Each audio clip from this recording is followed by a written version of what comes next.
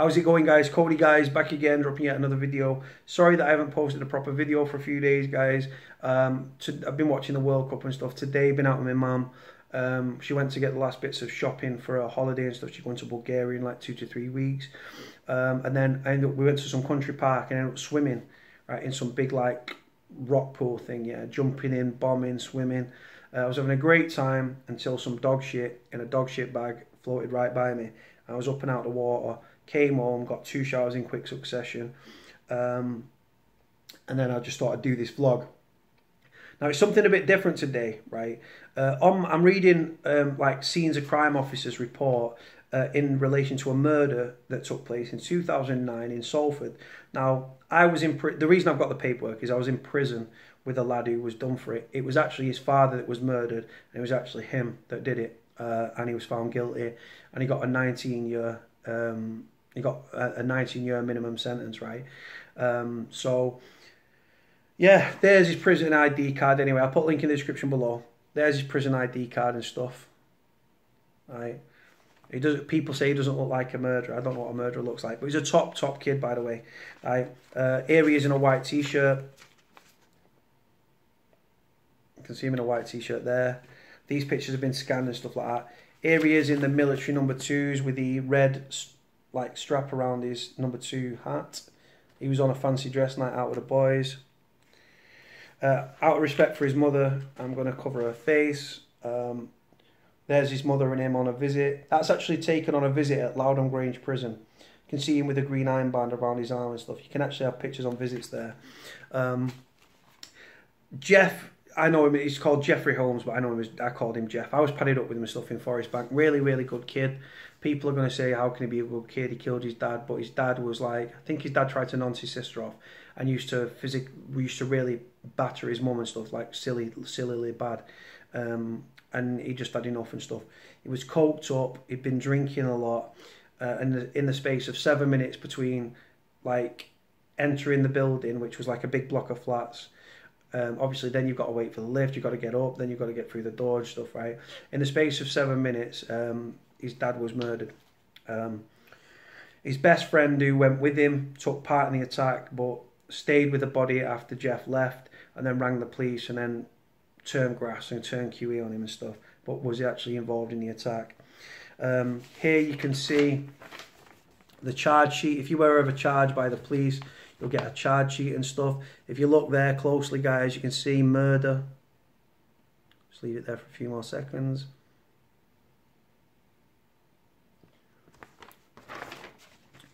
Right, anyway, so got the paperwork, right? He gave me this when we was in prison together, right? He won't mind me reading this. Right, so this witness statement is from a lady called Helen Ree. Helen Ree is a forensic scientist, right?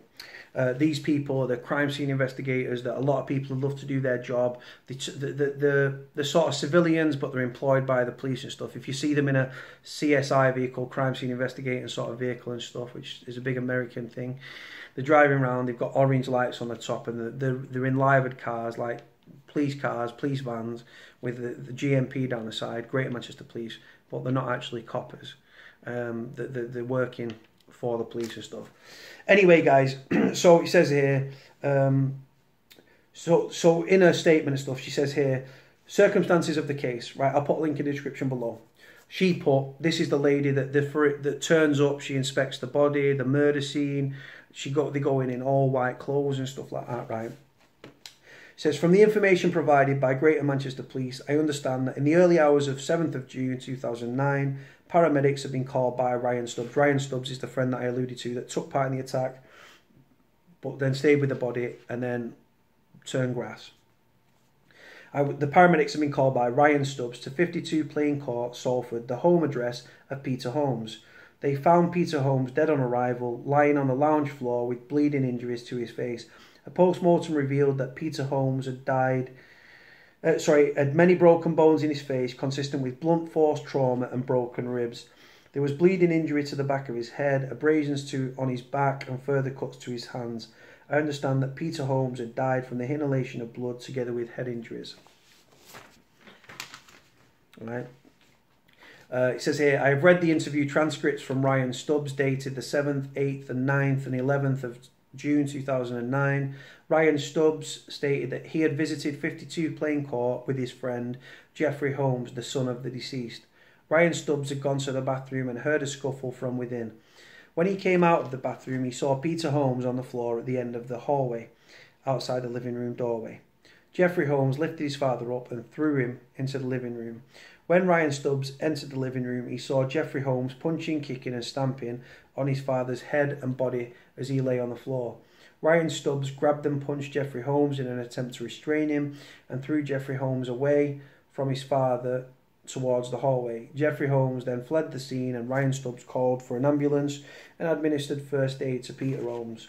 After leaving his father's flat, Jeffrey Holmes is alleged to have returned to his home address at 83 Sycamore Court, Salford.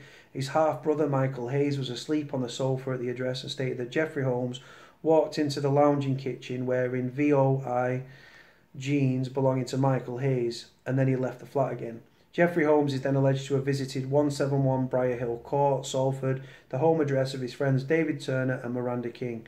They stated that Jeffrey Holmes paced around in their kitchen. They noticed blood on his hands and asked him to leave. From there, Jeffrey Holmes is alleged to have travelled in a black Hackney cab, motor vehicle registration LR56 PXW, to his grandmother's home address on North Drive in Swinton. His grandmother, Elsie Seddon, opened the front door to him and noticed blood between the knuckles of his hands. She stated that Jeffrey Holmes followed her down the hallway, washed his hands in the sink and of the downstairs shower room, and then sat on the sofa nearest to the doorway in the hall. Jeffrey Holmes stated he'd gone to his father's address with Ryan Stubbs and his father had let him in. They had chatted for a short while and then Jeffrey Holmes decided to get a taxi to an all-night garage whilst Ryan Stubbs stayed at the flat. On his way to the garage, Jeffrey Holmes had received a phone call from Ryan Stubbs informing him that his father did not want him to stay over. Jeffrey Holmes stated that he continued in the taxi to back to the flats, right? Anyway, let's move on. Right, so it says here, right, so again, right, here we go. So on the 7th of June, at the request of Greater Manchester, let me start again. On the 7th of June 2009, at the request of crime scene manager, this is the continuation of Helen Rea, like the crime scene investigator. At the request of crime scene manager David Hayes of Greater Manchester Police, I attended 52 Plain Court, Salford. My colleague Lewin Lunt insisted me with the examination. We were requested to examine the communal lift, hallway and lounge. 52 Plain Court was a two-bedroom flat on an upper floor block of flats. The flat was accessed via a communal stairway or via a communal lift. The door opened into a hallway, with it, in a clockwise direction, a main bedroom, bathroom and kitchen off to the left and a living room with a spare room off to the right. The living room. On entering the living room, there was a two-seater sofa to the left which was positioned away from the wall. There was a second two-seater sofa on the right of the entrance and further armchair in the corner beyond it. There was a large rug in the centre of the room and a window opposite the entrance with the curtains drawn. There were a few light smears of blood together with areas of possible fingerprints in the blood on the windowsill behind the curtains. The deceased. The body of the deceased was lying on his back on the carpet in front of the sofa to the right on entering the living room. His head was pointing towards the window and his feet were pointing towards the doorway of the living room. His left arm was by his side and his right arm was outstretched at his side. He was wearing a pair of blue jeans with a belt and a pair of black socks. He was not wearing any top or underpants. There was an apparent bruise and abrasion to the front of his right shoulder and further abrasions to the back of both shoulders, the centre of his back and the back of his head. He had heavy runs of blood from the nose and mouth and blood in the ears. There was no significant pooling associated with the runs beneath the deceased's head. The blood had run down the side of his face towards his ears, over his forehead. There were no runs of blood below the mouth. There were many spots of blood on the carpet, either side of his head, on his left shoulder and on the lower area of the sofa in close proximity to his head. Some of these were very small spots of blood together with some larger spots of blood and projected blood stains that had run down the front of the sofa. There was light contact blood staining to his right arm and right hand and heavy blood staining and spots of blood on his left hand. There were several areas of contacted blood staining on the front of his torso together with some possible fabric marks in blood. A few further spots of blood were found on the right upper front of his jeans, and there were some light smears of blood to the right knee area of the jeans. No blood was found in his socks. Blood staining in the living room. There were several spots of blood on the lower front of the armchair, which was close proximity to the deceased's head. A few further spots of blood were found on a pair of trainers to the left of the armchair and on a cushion on the floor of the right of the armchair, which were propped up against the side of the sofa. In addition, a few spots of blood were found on the wall above the sofa at a maximum height of approximately 92 centimetres off the floor. Together with a few spots of blood on the sofa seats and both arms of the sofa, there was an arca of heavy contact blood staining on the corner of the arm and the sofa nearest the head of the deceased. There were several spots of blood on the carpet at the entrance of the living room, radiating away from the blood pattern in the hallway. Several more spots of blood were found on the back of the sofa to the left on entering the living room. These spots of blood could have been a continuation of the pattern of blood spots on the carpet at the entrance.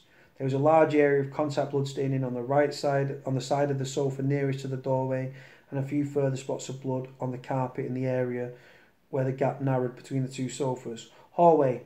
There were some small blood stains together with areas of possible fingerprints in blood on the inner door latch of the front door. Approximately halfway down the hallway outside the entrance to the bathroom, there was a pattern of blood spots and possible footwear marks in blood. There were many spots of blood on the carpet, on the lower part of the cupboard door opposite the bathroom, and the lower part of the wall and the door frame at the entrance to the bathroom. The blood spots were at a maximum height of approximately 50 centimetres above the floor on the cupboard. I understand that the swab of blood SL30 was taken from a spot of blood in the hallway carpet in this area. At the far end of the hallway, adjacent to the living room and kitchen doorways, there was a further pattern of blood spots and possible footwear marks in blood. There was a heavy contact blood staining and runs of blood on a ventilation panel in the lower part of the wall, together with a heavy run of projected blood on the living room door frame. The ventilation panel was damaged and it was dented in this area. There were many spots of blood on the lower part of the wall, up to a maximum height of approximately 85 centimetres above the floor. Some of the spots were perpendicular. Motherfucker. What do you want, guys? Ice cream? Do you want a fucking zoo lorry? Do you want a fucking... Do you want a 99? Do you want a fucking screwball? Do you want an apple cider lolly? Do you want a fucking zap lolly? Or Wazoo's as they're now known? Motherfucker. Always needs to be fucking... He needs to sponsor my channel, this dickhead. Like, anyway... So some of the spots were blood were perpendicular, where others were elongated and indicated the direction of travel when they were deposited. I understand that the blood swab SL28 was taken from the area of contact blood staining on the ventilation panel described above, and the swab of SL29 was taken from a spot of blood on the living room door frame adjacent to the ventilation shaft. Communal lift. A small area of blood staining which, in my opinion, did not appear recent, was found on the door frame on the communal lift. No blood was found inside it. Examination of North 2 North Drive, Swinton. Later on the 7th of June 2009, at the request of crime scene manager David Hayes, I attended 2 North Drive, Swinton. My colleague Lewin Lunt assisted me with my examinations. Between examining 52 Plain Court and 2 North Drive, we had entirely changed and had cleaned our kit. We were requested to examine the sofa in the lounge, shower room and access route for blood. 2 North Drive was a semi-detached house, the front door opened into a hallway, straight with a lounge located at the far end of the hall. There was a bedroom to the left of the hall and the shower room was to the right. No visible areas of bloodstaining were found in the hallway. A takeaway food flyer with an apparent footmark on it was found on top of the radiator in the hallway near the front door. The mark was not tested for the presence of blood in order to preserve any features of the mark. Shower room. On entering the shower room, there was a toilet and sink ahead and a shower and shelving unit to folded towels to the left. The shower had a disability seat beneath it and had no shower tray. There was no drain for the shower in the centre of the room. The shower room was examined for blood. No visible areas of blood staining were found. The washing facilities were tested for the presence of blood. A weak positive reaction to a chemical test indicating the presence of blood was detected on the cold tap of the sink. On the nail brush at the back of the sink and around the rim of the shower draining the floor. No visible areas of bloodstaining could be seen in these areas. No further areas of bloodstaining were detected in the shower room. Lounge. On entering the lounge, this is at his nana's house, by the way. On entering the lounge, there was a 3-seater sofa to the left with a rug in front of the sofa. The seat of the sofa nearer to the door, the carpet and rug in front of the sofa, and drinks can on the floor in close proximity were examined for blood. No visible areas of bloodstaining were found. A weak positive reaction to a chemical test indicative of the presence of blood was detected on the corner of the rug. There was no visible bloodstaining in this area. However, the rug was patterned, grubby, and difficult to search. No further areas of bloodstaining were detected. The examination of the taxi. On 8th of June 2009, at the request of crime scene manager David Hayes, I examined a taxi in the garages of Swinton Police Station. I swear to God, fucking bane of my fucking life. Right, my colleague Lewin Lunt assisted me with my examinations. We were requested to examine the passenger compartment of the taxi for blood. This was a black Hackney carriage motor vehicle, registration LR56PXW, with advertising for Cyprus holidays along both sides. The whole of the passenger compartment was visually searched for blood. No blood was found. The seats, carpets and inner and outer door handles were tested for blood. A weak positive reaction to a chemical test indicative of the presence of blood was detected on the back seat in the area of the seatbelt buckle. However, no visible areas of bloodstaining could be seen. No further areas of bloodstaining were detected. Examination of 171 Briar Hill Court Road. Later on 8th of June, the request of crime scene manager David Hayes, I attended 171 Briar Hill Court, Salford. Between examining the taxi and 171 Briar Court, we'd entirely changed or cleaned our kit. My colleague Luan Lunt assisted me in my examinations. We were requested to examine the kitchen and access route for blood. 171 Briar Court was a one-bedroom flat on the 17th floor of a tower block. The kitchen was visually examined for blood together with the access route to the kitchen from the front door via the hallway and lounge. No blood was found. The washing facilities in the kitchen and the bathroom was tested for no presence of blood. No blood was detected. Right, let's keep going. And then you've got like all these different things and stuff, like the swabs and stuff like that. This is just boring here. Hold on, it says here, items taken from Jeffrey Holmes. Pair of trainers. These were a pair of black Adidas training shoes with an orange coloured trim. Extensive heavy blood staining was found on the front uppers and tongue of the left training shoe. Some spots of blood were found mainly on the inner and outer aspects of the uppers. On the left training shoe, several small blood stains were found towards the rear of the uppers of the right training shoe. No blood was found in either of the soles.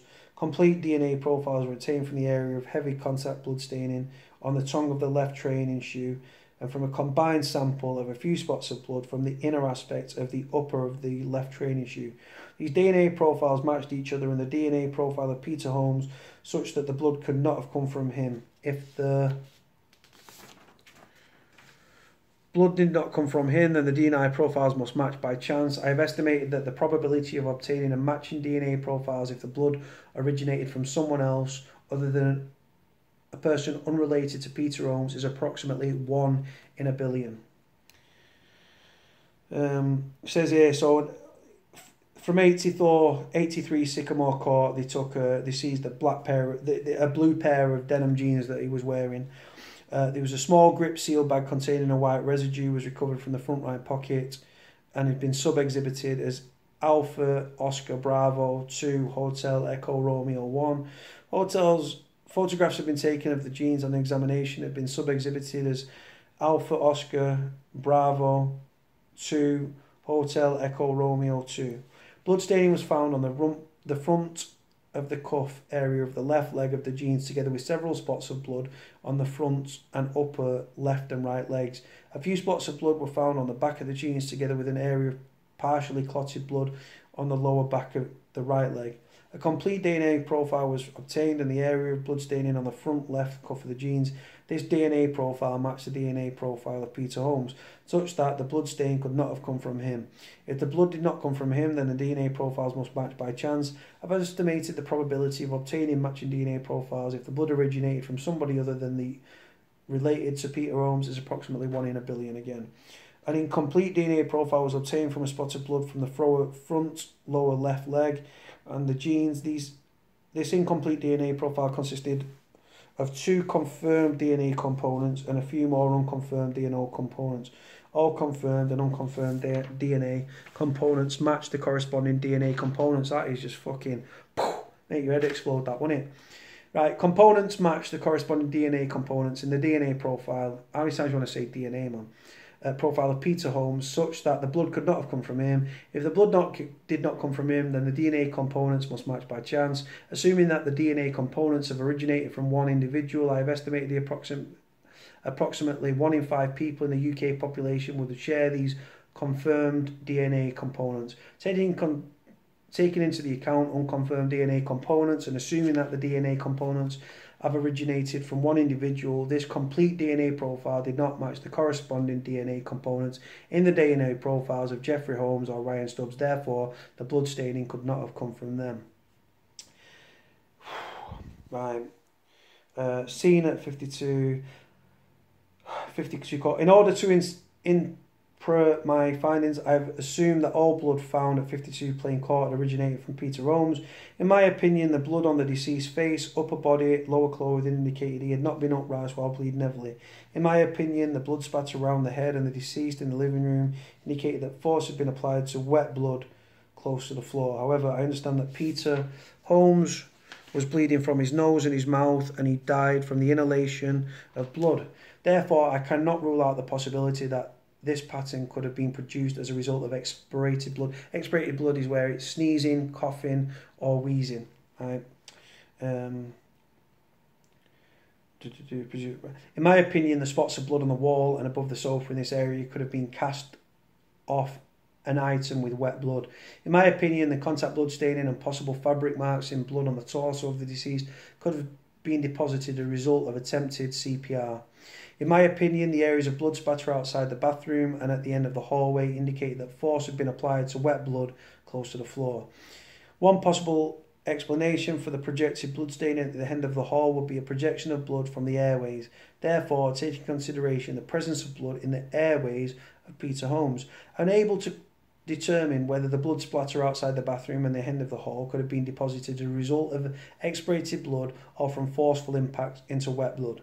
In my opinion, at least some of the heavy contact blood staining and runs of blood in the lower part of the wall at the end of the hallway indicated that the item was wet with blood and had made contact in this location. It is not possible to determine where the assault on Peter Holmes started. It can take a few seconds for blood to start to flow from a wound, which time the injured party may have moved from the location of the assault. Ryan Stubbs stated that he came out of the bathroom to witness Peter Holmes on the floor at the end of the hallway, outside the living room doorway. Jeffrey Holmes lifted his father up and threw him into the living room. He saw Jeffrey Holmes punching and kicking and stamping on his father's head and body as he lay on the floor. In my opinion, the blood pattern at 52 Plain Court is consistent with Ryan Stubbs' account of events. This guy took part in the fucking attack, let me tell you. Right. It is, if it is accepted that blood tested that has come from Peter Holmes and the jeans worn by Jeffrey Holmes on the night of his father's death, then my findings can be interpreted.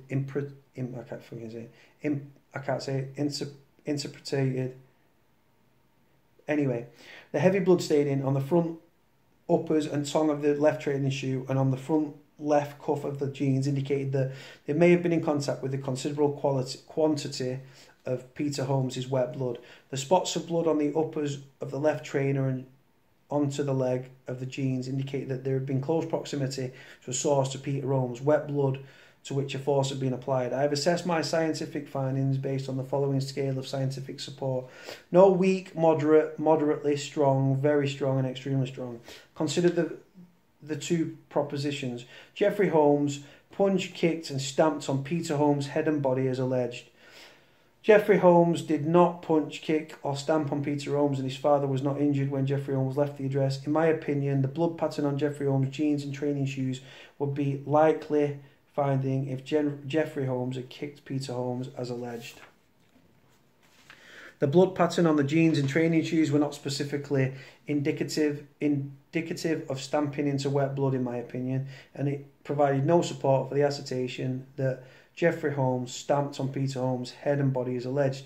However, the transfer of blood in the assault involving stamping depends on a number of factors, including the extent of the bleeding injuries, whether they were exposed, and whether or not the assailant stamped into wet blood. The absence of blood on the jacket from Jeffrey Holmes provided no support for the assertion that Jeffrey Holmes punched Peter Holmes as alleged. However, my interpretation of this finding is based on the assumption that the jacket was worn by Jeffrey Holmes at the time of the assault, and the transfer of blood in an assault involving punching depends on a number of factors, including those listed in the paragraph above. Therefore, in my opinion, the findings do not assist in addressing whether or not Jeffrey Holmes punched, kicked or stamped on Peter Holmes' body as alleged. In my opinion, the presence of blood on the jeans, training shoes cannot be explained by Jeffrey Holmes' account that his father was not injured when he left. Therefore, in my opinion, the scientific findings provide very strong support for the proposition that Jeffrey Holmes kicked Peter Holmes in the head and body as alleged, rather than Jeffrey Holmes not having kicked, being involved in the assault on his father and not having been injured when he left. Ryan Stubbs' trainers. This is the guy that was involved in the incident, right? Assuming that the blood found on Ryan Stubbs' training shoes had not come from Peter Jones, my findings can be interpreted as follows. The contact blood staining on the welt of the right training shoe indicated he'd been in contact with a source of Peter Holmes' blood. Well, yeah, because he kicked into fucking bits. The spots of blood on the uppers and the welt of the training shoes indicated that he'd been in close proximity to a source of Peter Holmes' wet blood to which a force had been applied. I have considered the following two propositions. Ryan Stubbs was involved in the assault upon Peter Holmes to a greater extent than attempting to restrain Jeffrey Holmes and administering first aid. Ryan Stubbs was not involved in the assault upon Peter Holmes to a greater extent than attempting to restrain Jeffrey Holmes and administering first aid. In my opinion, the blood pattern on Ryan Stubbs' training shoes could not equally be explained by either of the propositions above. Therefore, in my opinion, the scientific findings in relation to Ryan Stubbs' training shoes does not assist in addressing whether or not he was involved in the assault upon Peter Holmes to a greater extent than attempting to restrain Jeffrey Holmes and administering first aid. The conclusions drawn in this case are based on information provided. If any of these details are found to be incorrect, further information becomes available, or if you wish me to consider any other scenarios, explanations, it would be necessary for me to reconsider my interpretation and conclusions. This is the best done in advance of any trial. Right, so 20. That's it, guys. Right, that is it. I've read it out, guys. It's 27 minutes, right? So I've been at it this now for a half an hour nearly. So yeah, like I say, we got on like an house on fire, man. When I ended up getting out, I just had a £47.50 canteen delivered, right? So obviously you leave prison, and I left it to Jeff and stuff. Lost contact with him a little bit. Still on my Facebook account and stuff, but I've not actually heard from him for a while. He won't have any issue with me reading them out and stuff like that.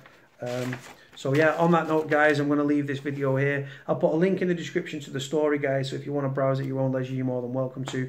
This is more like a scientific, like the forensic scientists, the crime scene investigators, and how they work everything out. You can't age a blood stain and all this sort of stuff, and how they come to pass, and it's just nice. It's just different to hear that in it from a murder scene and stuff. Anyway, guys, on that note, I'm going to leave it here. Like, comment, subscribe, and I'll speak to you all soon. Cody out.